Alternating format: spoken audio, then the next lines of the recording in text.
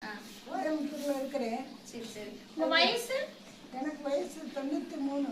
நீங்க யாருக்கு ஓட்டு போட்டீங்க பாட்டி? இந்த தேர்தல்ல விஜய்க்கு தான் போட்டேன். எப்பவுமே விஜய்க்கு தான் போடுவேன். பாத்தீங்களா, பெரியவங்க இருந்து சின்னவங்க வரையும் எல்லாத்தோட அன்பை சம்பாதிச்சிருக்காரு எங்க விஜய் அண்ணா. டிவிகே பாட்டி உன்னி ஆட்சி அமைக்க விடாம தடுத்துட்டு இருக்காங்க. அந்த ஆட்சி அமைக்க விடாம செய்யறது அவங்கதான். கருங்காலிய இருக்காங்க நிறைய பேரு, அவங்க தான் இந்த மாதிரி பண்றாங்க. நீங்க பார்த்து அவங்களுக்கெல்லாம் புத்தி சொல்லுங்க அப்படின்னு சொல்லுங்க. நீங்க என்ன உங்களோடது? இப்ப பையன் வந்து ஜெயிச்சு 108 பக்கம் வந்தாச்சு. அப்போ இன்னைய பையனை சிஎம் ஆகாம உட்கார்ந்து இருந்தா இந்த வேணும்னு பண்ற சதி வேலை தானே. ஏன் இந்த மாதிரி பண்றாங்க? என்ன தோணுதுன்னா, ரீ எலெக்ஷன் வச்சு இதை விட பயங்கர மெஜாரிட்டியோட 200 தொகுதியும் ஜெயிச்சுட்டு வருவாரு.